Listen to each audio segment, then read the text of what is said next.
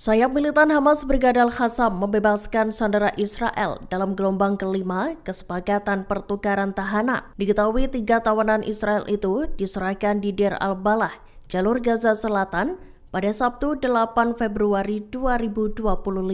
Pembebasan ketiga sandera itu diberi imbalan berupa pemulangan 183 tahanan Palestina. Dikutip dari Tribun News, ketiga sandera Israel yang dibebaskan adalah Ohad Ben Ami, Eli Sharabi, dan Or Levi. Mereka dibebaskan dari dalam terowongan yang tak diketahui secara pasti keberadaannya.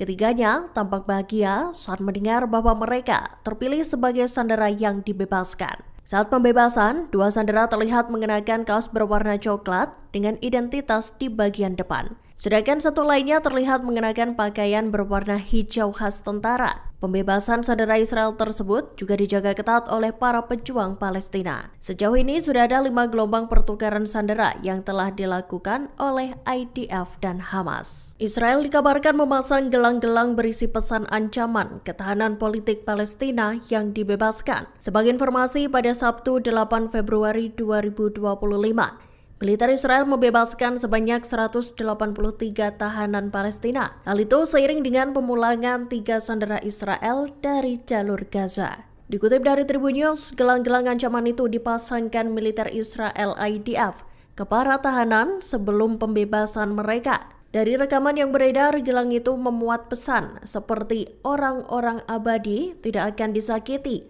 Aku memburu musuh-musuhku dan menangkap mereka. Para aktivis menilai tindakan tersebut merupakan taktik IDF untuk mengintimidasi para tahanan. Menurut para pengamat, IDF melakukan hal tersebut untuk menanamkan rasa takut ke benak para sandera yang dibebaskan. Menurut para pengamat, IDF melakukan hal tersebut untuk menanamkan rasa takut ke benak para tahanan yang dibebaskan. Selain diberi gelang ancaman, IDF juga memaksa para tahanan untuk menyaksikan sebuah video yang mereka buat.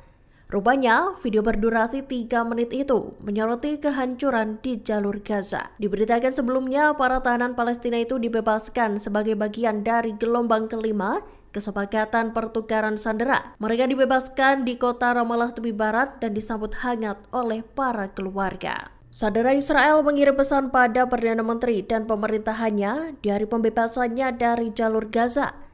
Seperti diketahui, 3 sandera dibebaskan Hamas dari terowongan pada Sabtu 8 Februari 2025.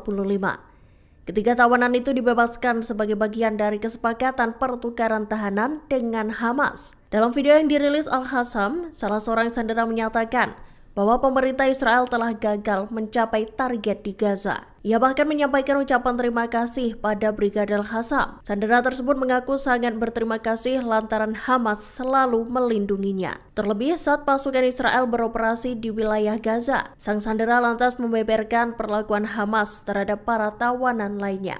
Disebutkan, sayap militan Hamas itu setia menjaga para sandera selama agresi berlangsung. Sebanyak 183 tahanan Palestina dibebaskan militer Hamas pada Sabtu 8 Februari 2025.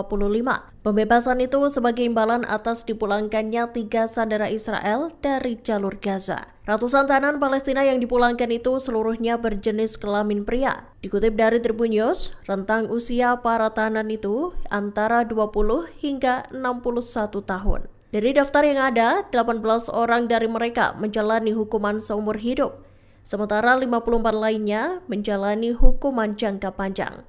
Sedangkan 111 sisanya adalah warga Palestina dari Gaza. Dari daftar panjang nama para tahanan yang bebas, salah satunya adalah Iyad Abu Shakdam. Ia dilaporkan menjalani hukuman penjara selama hampir 2 dekade. Lantaran dituding terlibat dalam serangan Hamas pada tahun 2000-an. Militer Israel IDF dijadwalkan menarik pasukannya dari poros Netzarim di jalur Gaza pada Minggu 9 Februari 2025. Penarikan pasukan itu dilaporkan dilakukan pada pukul 6 pagi waktu setempat. Dikutip dari Tribun News, tindakan ini dilakukan setelah lebih dari 1 tahun IDF bergerilya di wilayah tersebut. Penarikan IDF tersebut merupakan bagian dari kesepakatan gencatan senjata antara Israel dan Hamas. Poros Netzarim sendiri sebelumnya berfungsi untuk mengisolasi bagian utara jalur Gaza dari bagian tengah dan selatan. Selain itu, poros ini juga berperan untuk mengamankan pergerakan pasukan Zionis. Dilaporkan, poros Netzarim menjadi pusat operasi militer selesai invasi darat Israel ke Gaza pada Oktober 2023 lalu. Al Jazeera melaporkan IDF membakar peralatan militer saat mereka bersiap untuk angkat kaki dari poros tersebut. Meski belum ada pernyataan resmi dari IDF, seorang perwira Israel tampak memberi instruksi pada prajuritnya untuk mundur.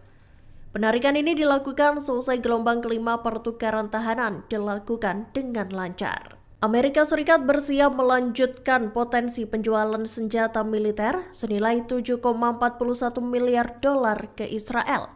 Jika dirupiahkan, senjata itu berkisar di angka 120,55 triliun rupiah. Rencana tersebut diungkap Departemen Luar Negeri Amerika Serikat tepat setelah Perdana Menteri Israel Benjamin Netanyahu bertemu Donald Trump di Washington DC. Dikutip dari Tribun News, Minggu 9 Februari 2025, Amerika Serikat berkomitmen untuk memperkuat hubungan dengan Israel, termasuk dalam upaya untuk melanjutkan potensi transfer senjata. Amerika Serikat berpendapat hal itu dilakukan untuk membantu Israel mempertahankan negaranya. Rencananya, Amerika Serikat akan mengirimkan paket senjata yang terdiri dari penjualan amunisi rudal, perangkat panduan, sekering, dan dukungan amunisi beserta peralatan terkait. Secara terpisah, Pentagon mengumumkan kesepakatan senilai 660 juta dolar untuk menjual rudal Hellfire dan peralatannya. Adapun pengiriman rudal tersebut direncanakan dimulai pada 2028 mendatang. Download Tribun X sekarang, menghadirkan lokal menjadi Indonesia.